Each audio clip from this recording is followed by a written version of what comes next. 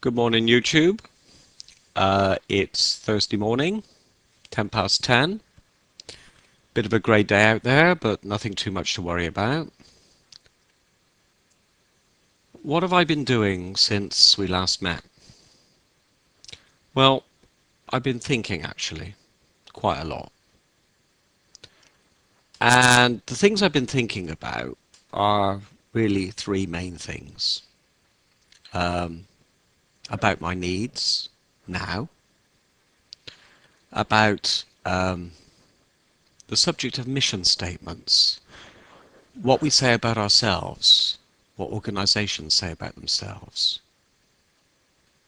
And my final favorite topic, of course, which is living in the moment. And I'm not sure how far I'm going to get through with this in the 10 minutes I've got, but I'll give it a go. Earlier in the week, I hit a bit of a crisis. You know, the day's lost a bit of structure. I'm sleeping in, I'm messing around. I'm not doing things that I feel comfortable doing. So I had to ask myself the question about Tuesday, I think, about what do I need? Never mind about what I want. What do I actually need at this present moment? And there's a general known hierarchy of needs. Can't remember the guy who formulated it, but it's food, shelter, and warmth. Now, I looked at all three and I've got those. At this precise moment, I have all those three needs. They are catered for. So what's next? And the next need I had, more than anything else, was the company of other people. Of course, I know the value of spending time on your own. But over the last 6 years, I've spent time on my own in the evening because I just cannot face the world. You know, that's not the productive way of spending time on your own. Because during those 8 hours, I was just trying to solve the problems of one person or one organization or one department, one after the other. And it was almost like a production line. And it's no wonder that sometimes I think I'm going a bit mad in the head. Because you can't keep up that sort of pace for that long. I think I did pretty well. So the next hierarchy of need was some sort of social contact. Get out of the pub, enlist the help of the friends that you've got locally, and go out there and do it. And I've been doing that, and it's working really well. The next hierarchy of need, well, there's two actually. The first, of course, is that I need to do something constructive with my day. I need to do something that when I come home, I feel I've given something to the community in which I live. That's what I'm about. And I've still got to fulfill that need. I can't just abandon everything and say, life's an open book, I'll do what the hell I want. What the hell I want to do is make a contribution to the society in which I live. Whether or not something comes back. But it's got to be in context this time. And then, of course, I need money.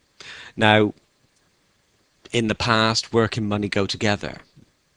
But maybe there's some imaginative way I can find that I can get money in that is probably not tied into work. I mean, I don't actually care whether I do voluntary work or paid work. But once I've sorted out the work, I've then got to sort out the income. And that's my current hierarchy of needs. And that led me to thoughts about, well, actually, it led on. Those thoughts led on to that particular day when I knew that I was actually living in the moment again. Lost it. I had lost it over the last couple of weeks. And I began to realize that actually living in the moment isn't a feeling. It's not something where you wake up in the morning and you say, oh, I don't feel like I'm living in the moment today. I think it's an active decision. You wake up every morning and you decide that that day you are going to live in the moment. It's an active thing. It's not a passive thing, living in the moment. And that's a decision that I have to make every single morning now, that I'm going to live in the moment. Because it's no good me talking to you about living in the moment if I can't do it authoritatively. There's no point me even making these YouTube videos and trying to pass on what I'm believing about life if it's got no substance. So if I sit here in front of you and talk to you about living in the moment, I've got to make sure that I'm doing it so that I can tell you authoritatively what it's like. And that, of course, led on to mission statements and vision statements and aims and purposes, because the world is full of them now. Companies making caring statements about themselves, and me making caring statements about myself. And I just think we've got to be very careful about what we say about ourselves if we don't actually believe it or enforce it. And when we enforce it, we've got to enforce it every second of every minute of every hour of every day. And companies are more responsible for that than people, because they have structures to enable themselves to ensure that happens. It's no good walking into a building and reading a vision statement or a mission statement and not being able to relate what this company is saying about itself to what it is actually doing. Same about families, you know. Family values, blood's thicker than water. What do families do about actively enforcing those sort of statements? Or do they think, like it appears to me, a lot of companies, organizations, families and people think that just because they've said it, they've done it? Well, I hate to say this, but that's bullshit. You've actually got to do it,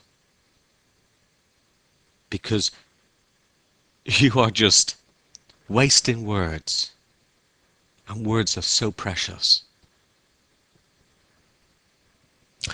I've only got 2 minutes left, so I'm not going to be able to cover the last topic in all that much detail, except to say that on my MySpace site, I've currently got a song playing by Whitney Houston called Unashamed. And there's a verse in that which just hit me to the core and tells me what my mission statement is now. And I read it every day, and I listen to the song every day. And I just want to leave you with its words. Do you want to know how it goes? Do you want to control how I feel? Do you want to stay in my life? Well, listen here, and listen good. You've got to get it right. Have a good day, my friends. Pleasure speaking to you.